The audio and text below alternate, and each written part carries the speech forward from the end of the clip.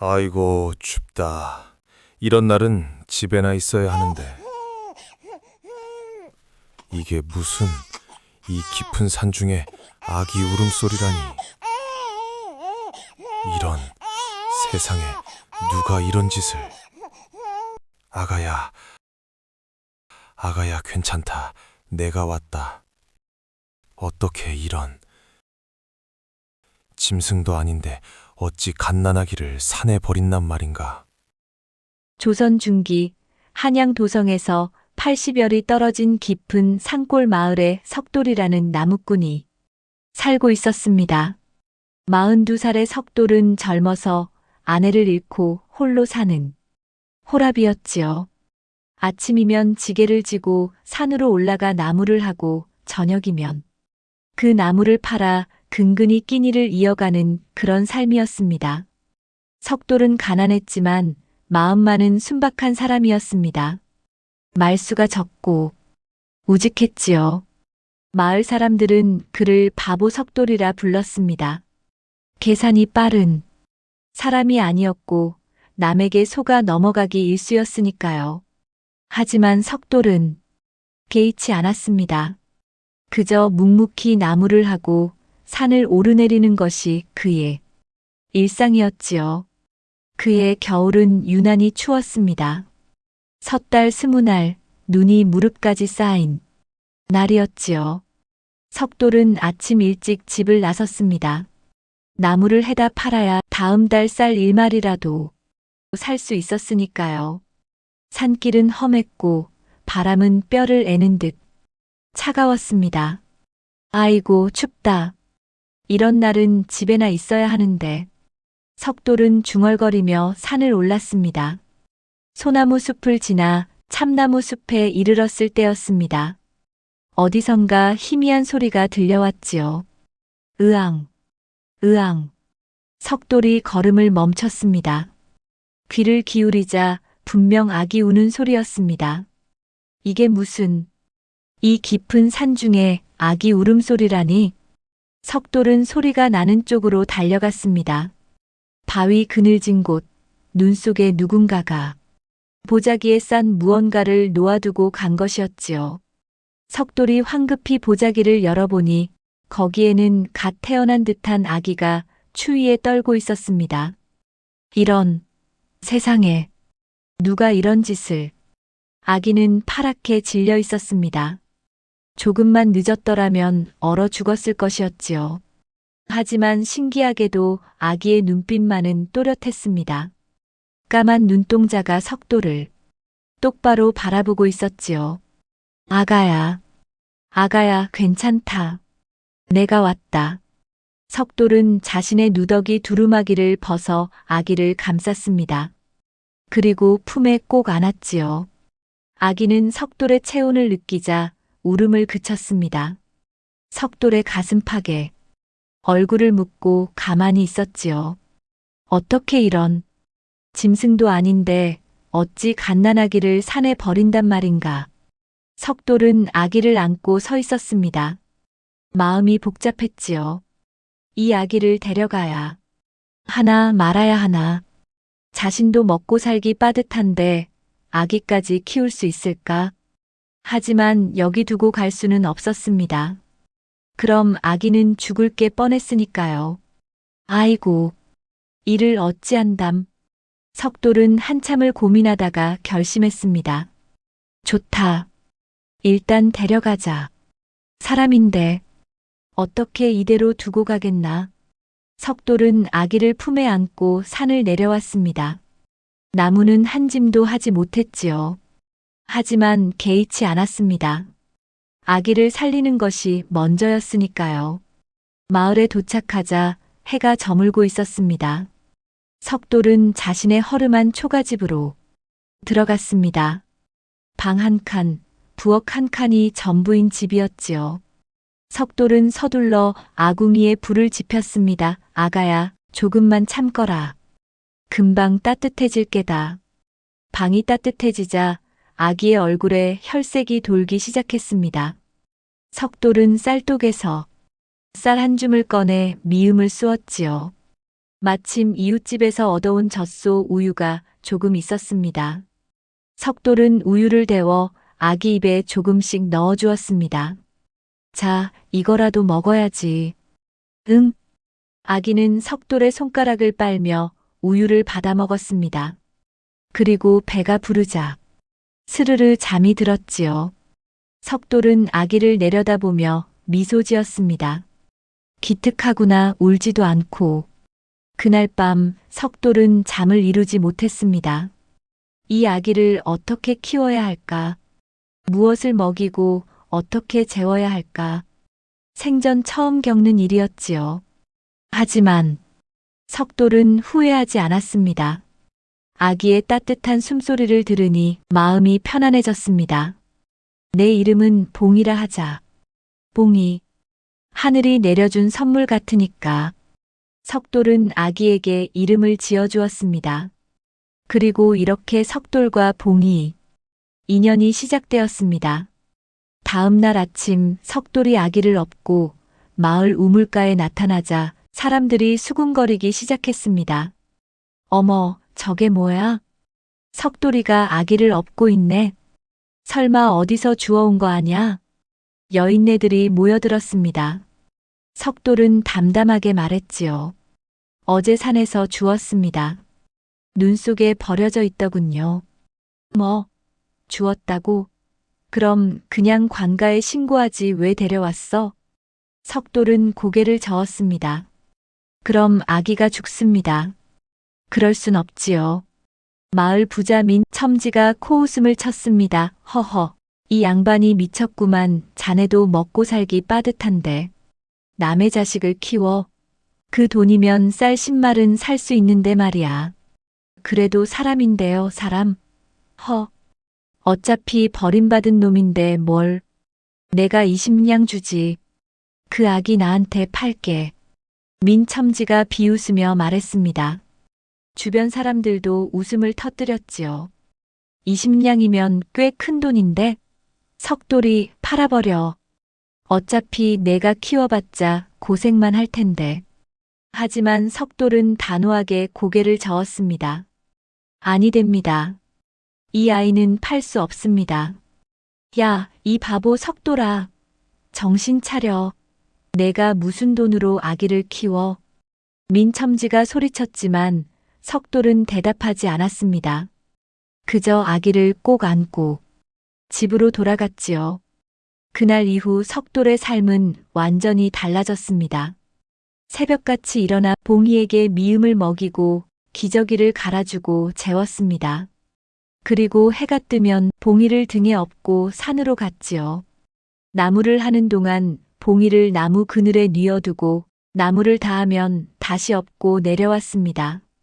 석돌은 자신의 끼니를 줄였습니다. 하루 세 끼를 2끼로 줄이고 그나마도 죽으로 때웠지요. 아낀 쌀로 봉이의 미음을 쑤었습니다. 새 옷은 엄두도 못 냈습니다. 자신이 입던 헌 두루마기를 찢어 봉이의 기저귀와 옷을 만들었지요. 마을 사람들은 석돌을 보며 고개를 저었습니다. 저 바보가 정말 키우는구만. 얼마나 가겠어? 1달, 2달, 곧 포기할 거야. 불쌍한 양반. 홀로 사는 것도 힘들 텐데. 하지만 1달이 지나고 2달이 지나고 3달이 지나도 석돌은 봉이를 잘 키웠습니다. 봉이는 무럭무럭 자랐지요. 울음도 적고 밤에도 잘 자는 순한 아기였습니다. 어느 날 동네 과부 청댁이 석돌을 찾아왔습니다. 청댁은 석돌에게 호의를 가지고 있었지요. 석돌씨, 내가 도와줄게요. 아기 키우기 힘들죠? 청댁이 웃으며 말했습니다. 하지만 속내는 달랐지요. 그 아기 버리고 나랑 살아요. 내가 당신을 잘 돌봐줄게. 석돌은 고개를 저었습니다. 고맙지만 아니 됩니다. 봉이는 제가 키워야 합니다. 아니, 왜요? 어차피 남의 자식인데. 당신 인생을 왜 그렇게 희생해요? 청댁이 답답하다는 듯 물었지만 석돌은 조용히 대답했습니다. 그래도 사람인데요. 어떻게 버립니까? 청댁은 한숨을 쉬며 돌아갔습니다. 마을 사람들은 석도를 더욱 이상한 사람으로 여겼지요. 그해 가을이었습니다. 석돌이 시장에서 나무를 팔고 있을 때였지요. 민첨지가 술에 취해 비틀거리며 나타났습니다. 석돌이. 아직도 그 아기 키우냐? 예, 그렇습니다. 허허, 이 미련한 놈. 그 아기 때문에 넌 평생 가난하게 살 거야. 알아? 민첨지가 비웃으며 석돌의 어깨를 쳤습니다. 주변 사람들도 웃음을 터뜨렸지요. 맞아. 석돌이는 평생 호라비로 살겠어. 20냥도 아깝다며 거절하더니 결국 돈 한 푼 못 벌고 고생만 하네. 석돌은 아무 말도 하지 않았습니다. 그저 봉이를 꼭 안고 집으로 돌아갔지요. 그날 밤 석돌은 봉이를 무릎에 앉혀놓고 말했습니다. 봉아, 사람들이 아버지를 바보라고 하더구나. 하지만 아버지는 후회하지 않는다. 너는 하늘이 내게 준 선물이야. 봉이는 석돌을 빤히 쳐다보았습니다. 그리고 까르르 웃었지요. 석돌도 따라 웃었습니다. 한 해가 지났습니다. 봉이는 벌써 걸음마를 시작했고 간단한 말도 했습니다.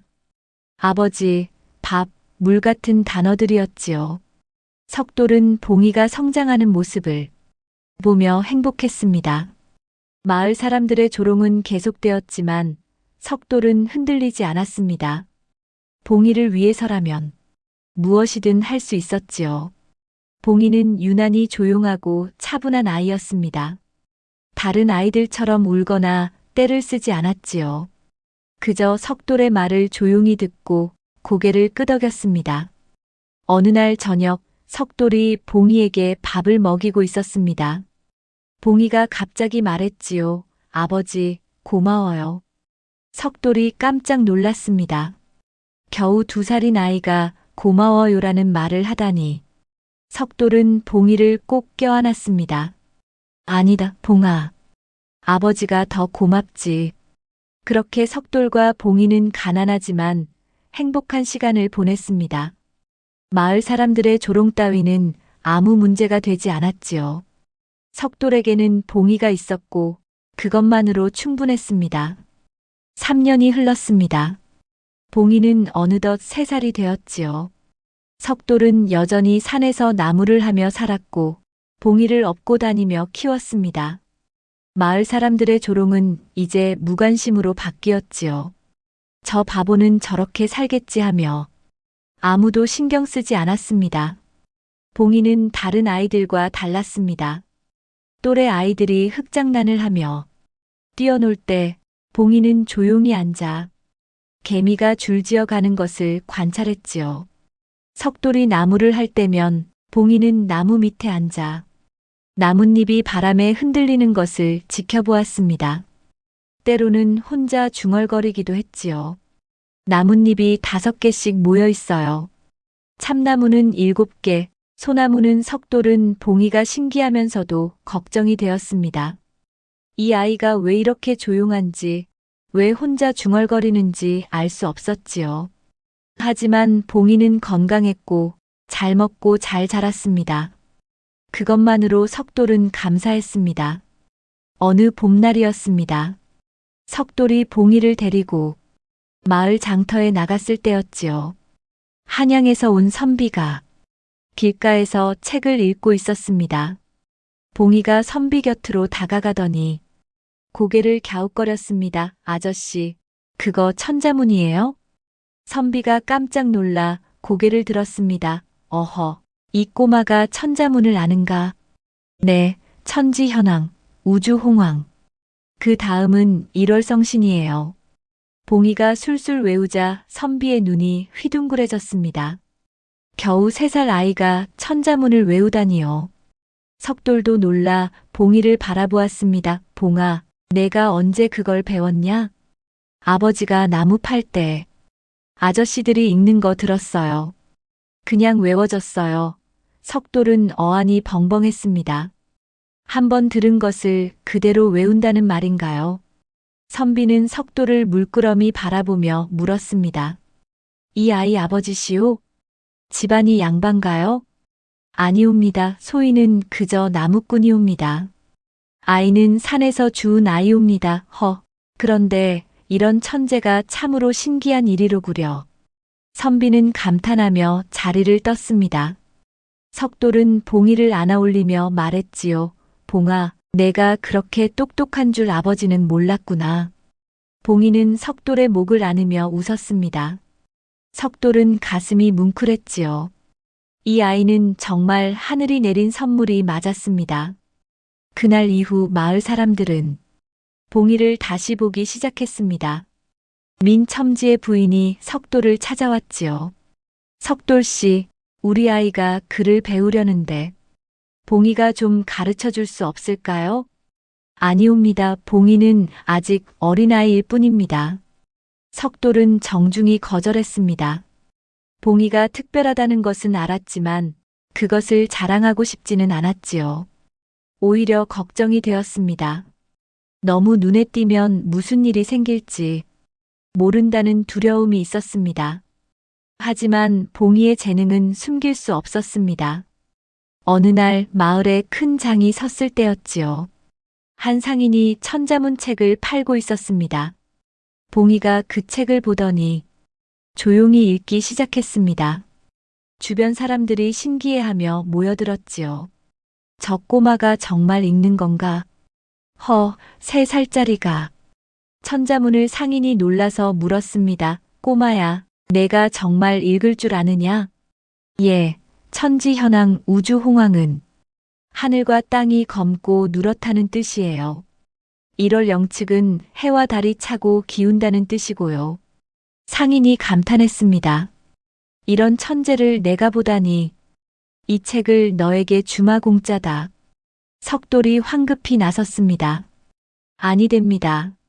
소희는 돈을 낼 수 있습니다. 아니네. 이런 영특한 아이에게는 당연히 주어야지. 나중에 크면 꼭 과거에 급제하거라. 상인은 책을 봉이에게 주고 갔습니다. 석돌은 봉이를 안고 집으로 돌아왔지요. 마음이 복잡했습니다. 기쁘기도 하고 걱정되기도 했습니다. 그날 밤 석돌은 봉이를 안고 말했습니다. 봉아, 내가 똑똑한 것은 좋은 일이다 하지만 너무 남들 앞에서 드러내지는 말거라. 아버지가 걱정된다. 왜요, 아버지? 세상에는 좋은 사람도 있지만 나쁜 사람도 있단다. 너무 특별한 아이는 위험할 수 있어. 봉이는 고개를 끄덕였습니다. 비록 어렸지만 아버지의 걱정을 이해하는 듯 했지요. 그해 여름, 마을에 도적대가 나타났습니다. 밤중에 집집마다 들어가 곡식과 돈을 훔쳐가는 무리였지요. 마을 사람들은 밤마다 초소를 서며 경계했습니다. 석돌도 다른 사내들과 함께 밤을 지새웠습니다. 어느 날 밤이었습니다. 봉이가 석돌을 깨웠습니다. 아버지, 사람들이 와요. 응. 봉아, 무슨 소리냐? 저 바위 뒤에 숨어 있어요. 5명이요. 석돌이 깜짝 놀라 밖을 내다보았습니다. 하지만 어둠 속에서는 아무것도 보이지 않았지요. 봉이의 말을 믿어야 할까 말아야 할까? 석돌은 고민하다가 마을 사람들을 깨웠습니다. 여보시오. 바위 뒤에 도적이 숨어 있소. 뭐? 어떻게 알았소? 아이가 보았다고 하오. 마을 사람들은 반신반의하며 바위 쪽으로 갔습니다. 그리고 정말로 5명의 도적이 숨어 있는 것을 발견했지요. 도적들은 기습을 당해 도망쳤고 마을은 무사했습니다. 석돌이, 내 아들이 어찌 저리 알았나? 민첨지가 의아한 표정으로 물었습니다. 석돌도 알 수 없었지요. 저도 모르겠습니다. 아이가 보였다고 하니 신기한 일이로구만. 어둠 속에서 어찌 보았단 말인가. 마을 사람들은 봉이를 신기하게 바라보기 시작했습니다. 그저 불쌍한 아이로만 여겼는데 뭔가 특별한 것이 있는 아이였던 것입니다. 2년이 더 지났습니다. 봉이는 5살이 되었지요. 어느 날 마을 훈장님이 서당 아이들을 데리고 지나가다가 봉이를 보았습니다. 내가 석돌의 아들이냐? 예, 그렇습니다. 그를 아느냐? 조금 압니다. 훈장님이 사서삼경 중 하나를 펼쳐 보였습니다. 이 글을 읽어보거라. 봉이는 주저없이 읽기 시작했습니다. 그것도 뜻까지 풀이하며 말이지요. 훈장님의 입이 쩍 벌어졌습니다. 이런 이 아이가 어찌 이런 글을. 저는 아버지가 팔러 가는데 따라다니면서 배웠어요. 그저 한두 번 보고 이렇게 외울 수 있단 말이냐? 네, 한 번 보면 기억나요. 훈장님은 감탄을 금치 못했습니다. 이 아이는 보통 아이가 아니었지요.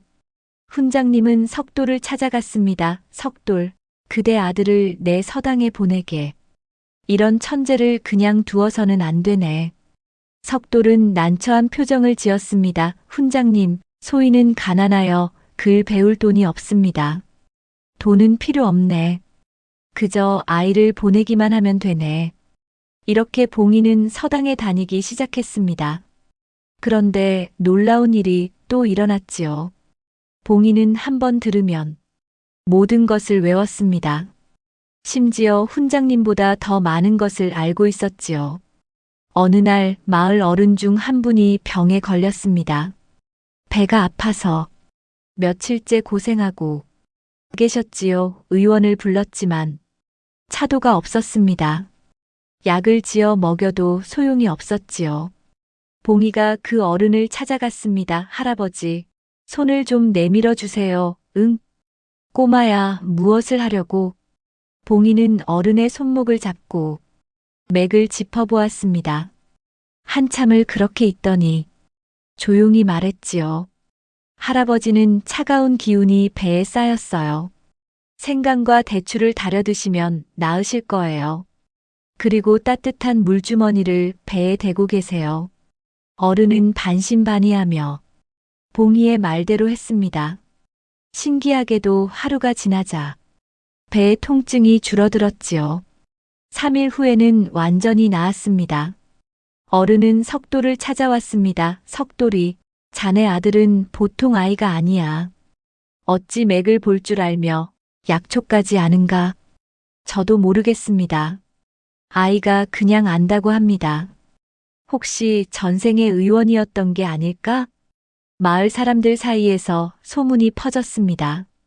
봉이가 신령한 아이라는 소문이었지요. 어떤 이는 봉이가 하늘에서 내려온 선동이라고도 했습니다. 민첨지도 태도가 달라졌습니다. 어느 날 석돌을 찾아와 말했지요. 석돌이, 내가 예전에 자네를 바보라고 했네. 미안하네. 자네가 복을 타고났어. 저런 아이를 키우다니. 아닙니다. 첨지님 소인은 그저 아이를 사랑할 뿐입니다. 자네 같은 사람이 진짜 복 받는 거야. 나처럼 계산만 하고 사는 사람은 아무것도 못 얻지. 석돌은 민첨지의 말이 진심인지 알 수 없었지만 그래도 고마웠습니다. 적어도 이제는 사람들이 봉이를 따뜻하게 대해주니까요. 석돌은 봉이가 점점 더 비범해지는 것을 느꼈습니다. 하지만 한편으로는 걱정도 되었지요. 이렇게 똑똑한 아이가 어찌 버려졌을까? 혹시 무슨 사연이 있는 건 아닐까? 어느 저녁 석돌이 봉이에게 물었습니다. 봉아, 내가 어디서 왔는지 기억나느냐? 아니요, 아버지. 저는 아버지가 처음이에요. 제 기억엔 아버지밖에 없어요. 그렇구나. 석돌은 봉이를 안아주었습니다. 어디서 왔든 무슨 사연이 있든 상관없었습니다. 이제 봉이는 자신의 아들이었으니까요. 하지만 석돌은 알지 못했습니다. 봉이의 비범함이 곧 큰 위기를 불러올 것이라는 것을 말입니다. 2년이 더 흘렀습니다. 봉이는 7살이 되었고 이제 마을에서 가장 똑똑한 아이로 소문이 났지요. 서당 훈장님도 이 아이는 과거에 급제할 인재라고 칭찬했습니다. 마을 사람들도 석돌을 보는 눈이 달라졌습니다. 더 이상 바보 석돌이라 부르지 않았지요. 석돌이가 복을 받았어. 저런 천재를 키우다니 나중엔 입신양명하겠구만. 우리 마을에서 대과 급제자가 나올지도 모르겠어. 석돌은 이러한 변화가 어색했지만 기뻤습니다. 봉이가 인정받는 것만으로도 충분했으니까요. 하지만 한편으로는 불안함도 있었습니다. 너무 유명해지면 혹시 무슨 일이 생기지 않을까 하는 걱정이었지요. 그런데 그 불안이 현실이 되고 말았습니다. 그해 가을, 한양에서 관리들이 마을에 들이닥쳤습니다. 모두 10명 정도 되는 관리들이었지요. 그들은 갑옷을 입은 군사들과 함께 왔습니다. 마을 어귀에서 나팔을 불며 사람들을 모았습니다. 여기 계신 모든 분들은 들으시오. 한 관리가 큰 소리로 외쳤습니다. 목소리가 마을 전체에 울려 퍼졌지요. 마을 사람들이 하나둘 모여들었습니다. 장터에 있던 사람들, 집에서 일하던 사람들, 모두가 관리들 앞에 모였습니다. 7년 전 역적으로 몰려 처형된 대감의 집안을 아시오? 사람들이 고개를 끄덕였습니다. 7년 전 큰 옥사가 있어 많은 양반들이 처형되었던 일이 있었지요.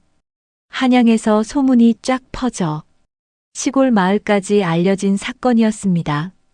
그 역적의 손자가 도망쳤소. 당시 갓난아기였는데 유모가 아이를 데리고 도망친 것이오.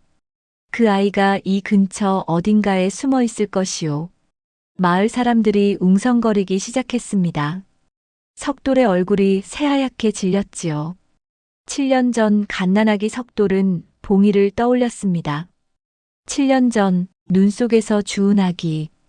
혹시 그 아이가 만약 이 아이를 숨기고 있는 자가 있다면 그 역시 역적으로 다스릴 것이오.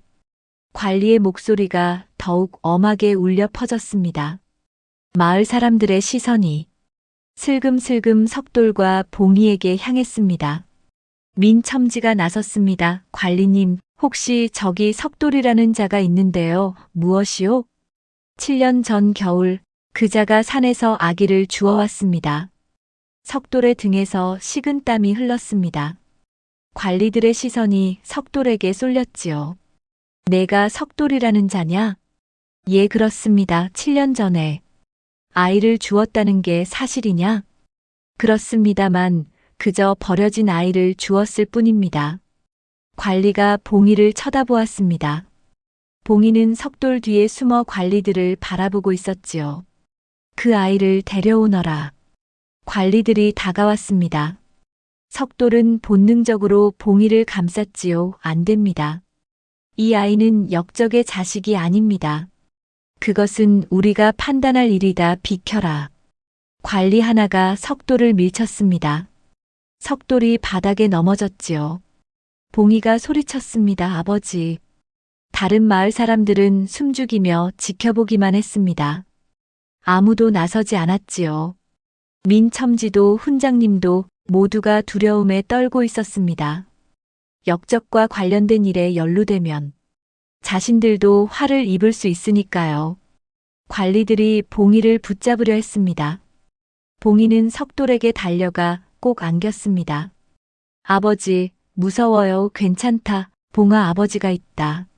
석돌은 떨리는 목소리로 봉이를 안심시켰습니다. 하지만 그의 얼굴은 창백했지요.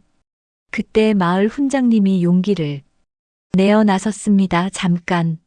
관리님, 이 아이는 그저 평범한 아이옵니다. 평범하다고.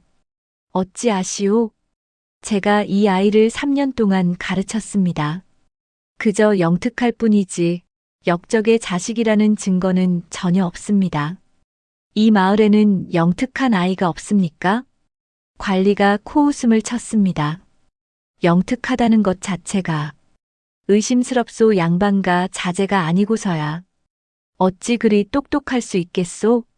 더구나 천자문을 외우고 사서삼경을 읽으며 의술까지 안다는데. 마리오 훈장님은 말문이 막혔습니다. 관리의 말에도 일리가 있었으니까요. 게다가 나이도 딱 맞소. 7년 전 겨울에 주었다는데 그때가 바로 역적의 집안이 몰락한 시기가 아니오. 관리의 목소리가 더욱 날카로워졌습니다. 석돌은 온몸이 떨렸지요. 관리들은 석돌의 집으로 향했습니다. 집을 샅샅이 뒤지기 시작했습니다. 뭔가 증거가 있을 것이다. 옷이든 보자기든. 석돌은 절망했습니다. 7년 전 봉이를 주었을 때 아이를 감싸고 있던 보자기를 아직도 간직하고 있었으니까요. 그 보자기는 고급 비단으로 만든 것이었고 수노인 문양이 있었습니다. 만약 그것이 발견된다면 찾았다. 한 관리가 보자기를 들고 나왔습니다. 그 보자기에는 항 문양이 수놓여 있었지요. 이것은 학성 최씨 가문의 문양이요. 역적 대감이 바로 최씨였소. 마을 사람들이 충격에 빠졌습니다. 정말로 봉이가 역적의 자식이란 말인가요, 석돌?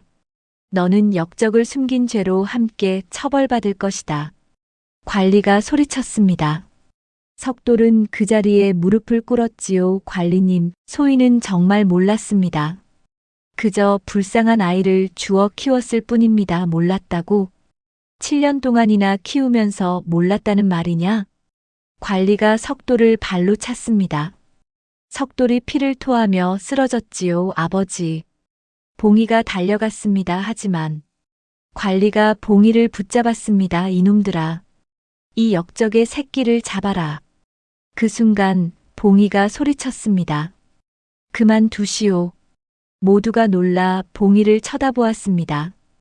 7살짜리 아이가 관리에게 대드는 것이었지요. 봉이의 목소리는 떨리고 있었지만 눈빛만은 또렷했습니다. 저는 역적의 자식이 아니옵니다. 뭐라? 이 어린 것이 감히. 저는 석돌의 아들 봉이입니다. 저에게 다른 아버지는 없습니다. 봉이의 목소리가 마을에 울려 퍼졌습니다. 석돌은 피 묻은 얼굴로 봉이를 바라보았지요. 눈물이 흘러내렸습니다. 봉화 관리들은 봉이를 끌고 가려 했습니다.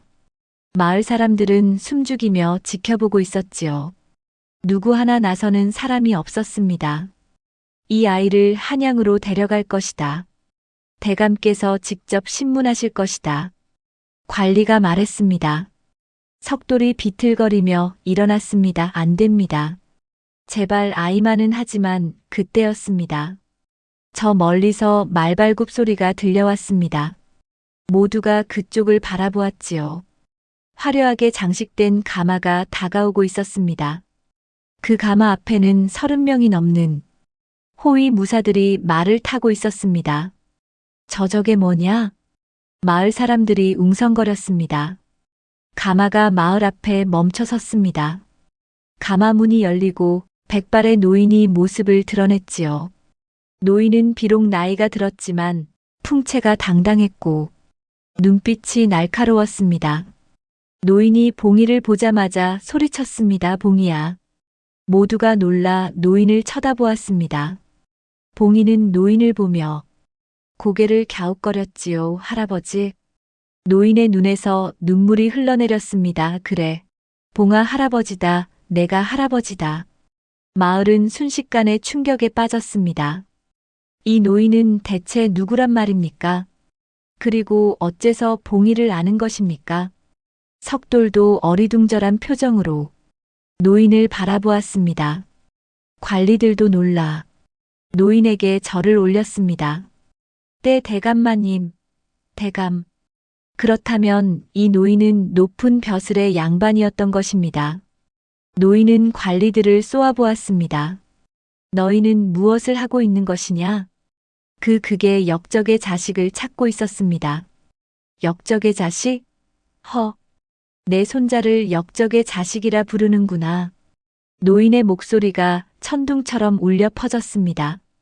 모두가 숨을 죽였지요. 노인이 천천히 입을 열었습니다. 이 아이는 내 손자다. 최봉길 7년 전 억울하게 역적으로 몰린 내 아들의 아들이다. 마을 사람들이 입을 다물지 못했습니다.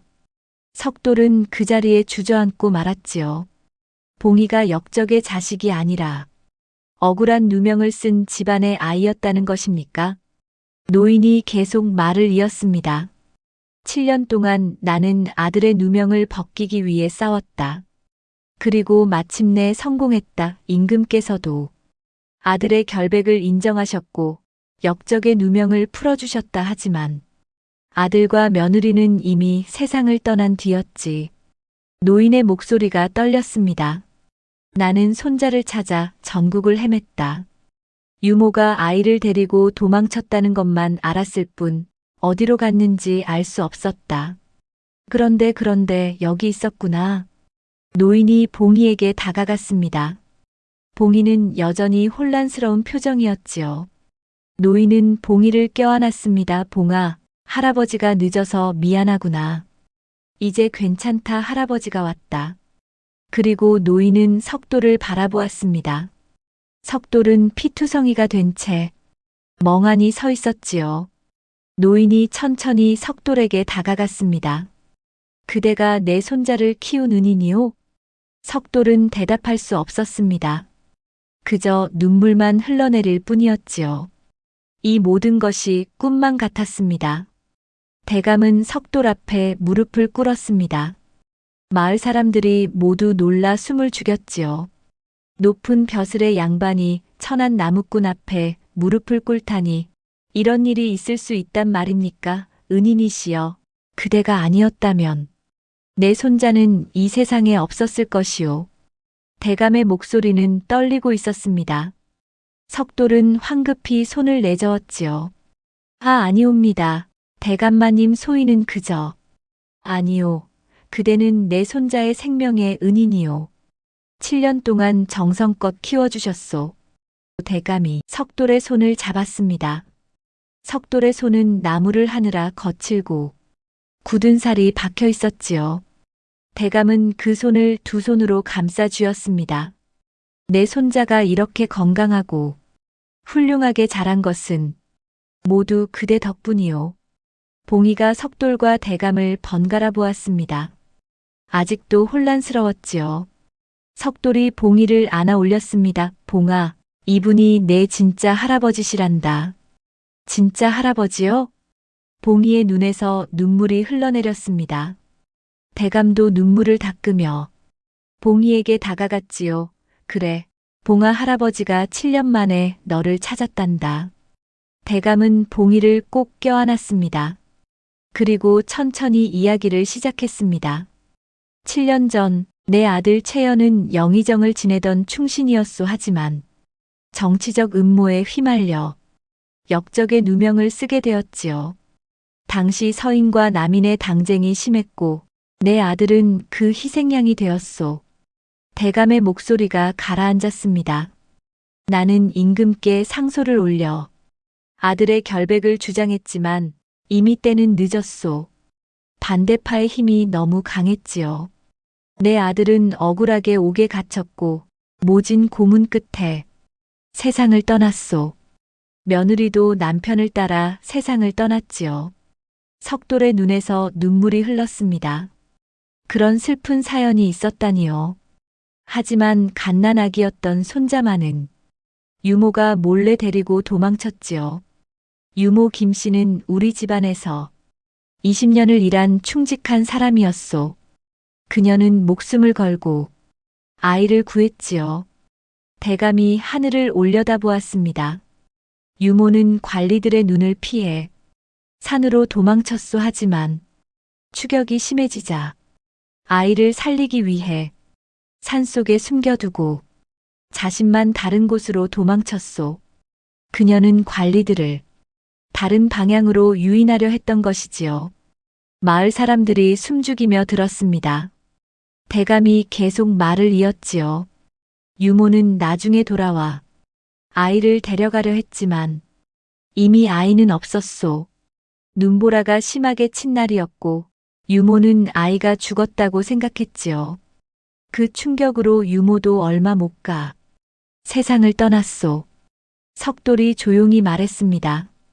그날 제가 아이를 주었습니다. 눈 속에 버려진 아이를 그냥 둘 수 없었습니다. 대감이 석돌을 바라보았습니다. 그의 눈에는 깊은 감사가 담겨 있었지요. 하늘이 그대를 보낸 것이요. 그대가 아니었다면 내 손자는 그날 얼어 죽었을 것이오. 저는 그저 사람으로서 당연한 일을 했을 뿐입니다.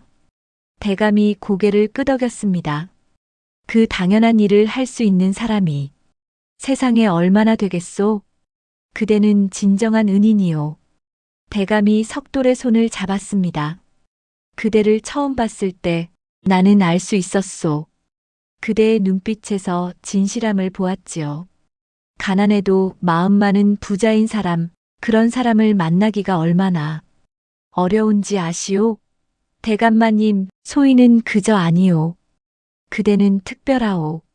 남들이 다 비웃을 때도 아이를 버리지 않았고 자신의 끼니를 줄여가며 아이를 키웠소. 그 마음이 얼마나 아름다운지 아시오? 석돌은 고개를 숙였습니다. 부끄러움 때문이었지요. 관리들은 땅에 엎드려 있었습니다. 대감이 관리들을 향해 말했지요. 너희는 돌아가거라. 그리고 조정에 보고하라. 최봉기를 찾았으며 그는 건강하고 훌륭하게 자라고 있다고 말이다. 명심하겠습니다, 대감마님. 관리들이 황급히 떠났습니다. 이제 마을에는 대감과 그의 수행원들, 그리고 마을 사람들만 남았지요. 대감이 마을 사람들을 둘러보았습니다. 사람들은 어쩔 줄 몰라 하며 서 있었습니다. 대감이 입을 열었지요. 이 마을 여러분께 감사드리오. 비록 내 손자를 직접 돌보지는 않으셨지만 이 마을에서 자랄 수 있게 해주셨소. 마을 사람들은 고개를 숙였습니다. 부끄러움 때문이었지요. 그들은 석돌을 바보라고 놀렸고 봉이를 불쌍한 아이로만 여겼으니까요. 민첨지가 앞으로 나섰습니다. 그는 무릎을 꿇고 말했지요. 대감마님, 소인은 죄인입니다. 무슨 말이오? 소인은 석돌을 바보라고 놀렸습니다. 아이를 주어 키우는 것을 비웃었고 20냥에 팔라고까지 했습니다. 소인이 눈이 멀었습니다. 민첨지의 목소리가 떨렸습니다. 대감은 조용히 민첨지를 바라보았지요. 그대만 그랬던 것이 아니겠지요. 많은 사람들이 그랬을 것이요. 다른 마을 사람들도 하나둘 무릎을 꿇기 시작했습니다. 저희가 잘못했습니다. 석돌을 바보라고 했던 것을 용서해 주십시오. 저희는 사람을 겉모습으로만 판단했습니다. 마을 사람들의 사과가 이어졌습니다. 석돌은 그들을 향해 손을 내저었지요. 여러분, 괜찮습니다. 저는 화낼 생각이 전혀 없습니다. 석돌 사람들이 석돌을 바라보았습니다. 석돌은 봉이를 안고 미소를 지었지요. 저는 봉이와 함께 행복했습니다. 그것으로 충분했습니다. 대감이 석돌을 보며 감탄했습니다. 이런 순박하고 너그러운 마음을 가진 사람이 세상에 또 있을까요? 대감이 봉이에게 물었습니다. 봉아, 그동안 공부를 많이 했다면서? 예, 할아버지 훈장님께 배웠어요. 천자문을 외울 수 있느냐? 예, 천지현황 우주홍황. 1월 영측 진수결장. 봉이가 막힘없이 외우기 시작했습니다. 대감의 눈에서 눈물이 흘렀지요. 역시 내 손자다. 최씨 가문의 피가 흐르고 있구나. 대감이 석돌에게 말했습니다. 은인이시여, 내 손자가 이렇게 훌륭하게 자란 것은 모두 그대의 정성 덕분이요. 내가 어떻게 보답해야 할지 모르겠소. 석돌은 고개를 저었습니다. 대감마님, 보답 같은 것은 필요 없습니다. 봉이가 행복하면 그것으로 충분합니다. 하지만 그럴 수는 없소. 그대는 7년 동안 내 손자를 키웠소. 그 은혜를 갚아야 하오. 대감이 수행원을 불렀습니다. 수행원이 커다란 보자기를 가져왔지요. 대감이 보자기를 열자 그 안에는 황금빛 은자가 가득 들어 있었습니다. 이것은 일단 작은 선물이요. 나중에 제대로 된 보상을 드리겠소. 마을 사람들이 입을 다물지 못했습니다. 그 은자의 양이 엄청났으니까요. 적어도 500냥은 되어 보였습니다. 대감마님, 이렇게까지 하실 필요는 아니오. 이것은 그대가 받아야 할 당연한 대가요. 아니, 이것만으로도 부족하오. 대감이 봉이를 안아 올렸습니다. 봉아, 이제 할아버지와 함께 한양으로 가야 한다. 그곳에서 제대로 된 교육을 받아야 하느니라. 봉이의 얼굴이 굳어졌습니다. 석도를 바라보며 말했지요. 할아버지, 저는 아버지와 떨어지고 싶지 않아요. 대감이 놀라 석도를 바라보았습니다. 석돌도 눈물을 글썽이고 있었지요. 봉아, 넌 할아버지와 가야 한다. 그것이 내게 좋은 일이야 싫어요. 저는 아버지와 함께 있을 거예요. 봉이가 석도를 꼭 안았습니다. 대감은 그 모습을 보며 깊은 생각에 잠겼습니다. 7년 동안 함께 살았으니 봉이에게 석돌은 진짜 아버지나 다름없었을 것입니다. 대감이 결심한 듯 말했습니다. 그렇다면 은인께서도 한양으로 함께 가시지 않겠소? 석돌이 깜짝 놀랐습니다. 저 같은 천한 나무꾼이 한양에 간다는 것이 말이 됩니까? 왜 안 되겠소? 그대는 내 손자의 은인이오 아니, 이제는 내 손자의 아버지나 다름없소 함께 가시오. 석돌은 말문이 막혔습니다. 봉이가 석돌의 옷을 잡아당기며 말했지요. 아버지, 함께 가요 제발. 석돌이 봉이를 내려다보았습니다. 그리고 천천히 고개를 끄덕였습니다. 그렇게 하겠습니다. 마을 사람들이 박수를 쳤습니다. 바보 석돌이 한양으로 가게 되었습니다. 그것도 대감의 초청을 받아서 말입니다. 이보다 더 극적인 일이 어디 있겠습니까? 대감이 마을 사람들에게 말했습니다. 여러분, 오늘 이 일을 잊지 마시오. 사람을 겉모습으로 판단하지 말고 순박한 마음을 가진 사람이야말로 진정으로 복을 받는다는 것을 말이오. 사람들은 고개를 숙였습니다. 그들은 석돌에게서 큰 교훈을 얻었지요. 한 달 후 석돌과 봉이는 한양에 도착했습니다. 대감의 저택은 상상을 초월할 정도로 컸지요. 넓은 마당, 기와집, 연못, 정원 석돌은 꿈을 꾸는 것만 같았습니다. 대감은 석돌을 상객으로 모셨습니다. 하인들에게 명령하여 석돌에게 좋은 옷을 입히고 좋은 방을 내주었지요. 석돌은 어색했지만 봉이를 위해 받아들였습니다. 어느 날 대감이 석돌을 불렀습니다. 큰 방에는 문서와 도장이 놓여 있었지요. 은인이시여, 약속대로 보답을 하려 하오. 대감이 문서를 펼쳤습니다. 이것은 경기도에 있는 전답 신마지기의 문서요. 이것을 그대에게 드리겠소. 석돌이 놀라 손을 내저었습니다.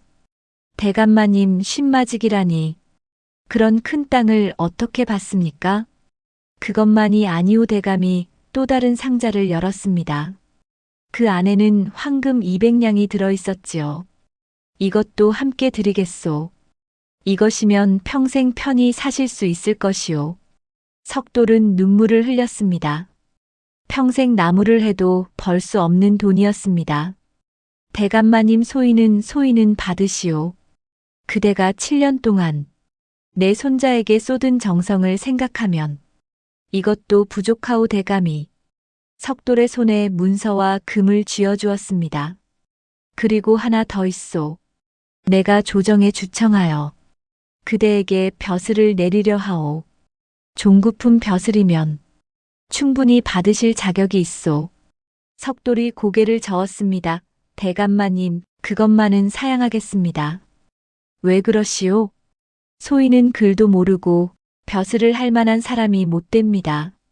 그저 조용히 살고 싶습니다. 대감이 고개를 끄덕였습니다. 그렇다면 무엇을 원하시오? 그대가 원하는 것이라면 무엇이든 들어드리겠소. 석돌이 한참을 생각하다가 입을 열었습니다. 대감마님, 만약 허락해 주신다면 제가 살던 마을에 서당을 세우고 싶습니다. 서당을 말이오? 예, 가난한 아이들도 글을 배울 수 있는 서당 말입니다. 봉이처럼 똑똑한 아이들이 있을 텐데 돈이 없어서 배우지 못하는 것이 안타깝습니다. 대감의 눈이 빛났습니다. 훌륭한 생각이요. 그렇게 하시오. 내가 서당을 짓는 비용을 모두 대겠소. 그리고 훈장도 내가 보내드리겠소. 감사합니다. 대감마님. 대감이 석돌의 어깨를 두드렸습니다. 아니오, 내가 더 감사하오. 그대는 진정한 선비의 마음을 가지고 계시오. 석돌은 한양에 1년 정도 머물렀습니다. 봉이가 새로운 환경에 적응할 수 있도록 곁에서 도와주었지요. 봉이는 최고의 스승들에게 배우며 빠르게 성장했습니다. 어느 날 봉이가 석돌에게 말했습니다. 아버지, 이제 괜찮아요. 아버지는 고향으로 돌아가세요. 봉아, 넌 괜찮겠느냐? 예, 저는 할아버지와 함께 잘 지낼 거예요. 그리고 매년 아버지를 찾아뵐게요. 석돌은 봉이를 꼭 안았습니다. 봉아, 훌륭하게 자라거라. 아버지는 항상 내 편이란다. 석돌은 고향 마을로 돌아왔습니다. 마을 사람들은 석돌을 반갑게 맞이했지요. 석돌은 받은 돈으로 서당을 세웠습니다. 크고 멋진 서당이었지요. 그리고 가난한 아이들을 모두 무료로 가르치게 했습니다. 민첨지가 찾아왔습니다. 석돌, 자네는 정말 대단한 사람이네. 그 많은 돈을 받고도 마을을 위해 쓰다니. 저는 그저 봉이를 생각하며 했을 뿐입니다. 봉이 같은 아이들이 더 나오기를 바라는 마음입니다. 석돌은 신마지기의 땅도 혼자 차지하지 않았습니다. 마을의 가난한 집들에게 나누어 주었지요. 자신은 10마지기만 남겨두고 농사를 지으며 살았습니다. 세월이 흘렀습니다. 봉이는 15살이 되던 해 소과에 합격했습니다. 17살에는 대과에 장원급제했지요. 마을 사람들은 축하 잔치를 벌였습니다. 우리 마을에서 장원급제자가 나왔어. 모두 석돌 덕분이야. 봉이는 관직에 나가 청렴결백한 관리가 되었습니다. 백성들을 사랑하고 부정부패를 없애는데 앞장섰지요. 임금도 봉이를 총애했습니다. 하지만 봉이는 성공해도 석돌을 잊지 않았습니다. 매년 명절이 되면 마을을 찾아와 석돌에게 큰절을 올렸지요. 아버지, 제가 여기까지 온 것은 모두 아버지 덕분입니다. 아니다. 봉아, 내가 원래 훌륭한 아이였다. 아니에요. 아버지가 저를 사랑으로 키워주셨기에 제가 이렇게 자랄 수 있었습니다. 석돌은 70세까지 건강하게 살았습니다. 마을 사람들의 존경을 받으며 행복한 삶을 살았지요. 봉이가 세운 비석에는 이렇게 적혀 있었습니다. 순박한 나무꾼 석돌, 사람을 겉모습으로 판단하지 않고 선을 베풀어 하늘의 복을 받다. 봉이는 20년 동안 관직 생활을 하고 영의정까지 올랐습니다. 할아버지의 뒤를 이은 것이지요. 그리고 말년에는 고향 마을로 돌아와 석돌이 세운 서당을 더욱 크게 만들었습니다. 아버지께서 심으신 씨앗을 제가 키우겠습니다. 봉이의 후손들도 대대로 번창했습니다. 그들은 모두 석돌의 은혜를 잊지 않았고 매년 석돌의 묘에 참배했지요. 이 이야기는 오늘날까지 전해져 내려옵니다. 사람을 겉모습이나 신분으로 판단하지 말라는 교훈, 그리고 순박한 마음으로 선을 베풀면 하늘이 반드시 복을 내린다는 가르침을 담고 있습니다. 석돌은 가난한 나무꾼이었지만 그 누구보다 부자로 살았습니다. 돈이 아닌 사랑으로, 겉모습이 아닌 진심으로 사람을 대했기 때문입니다. 그리고 그 선행은 세대를 넘어 전해져 오늘날까지도 사람들의 마음을 울리고 있습니다. 여러분, 사람은 무엇으로 판단해야 할까요? 겉모습? 재산? 신분? 아닙니다. 그 사람의 마음, 그 사람의 행동이 진짜 그 사람을 말해줍니다. 석돌처럼 순박하고 선한 마음을 가진다면 우리 모두 복을 받을 수 있을 것입니다.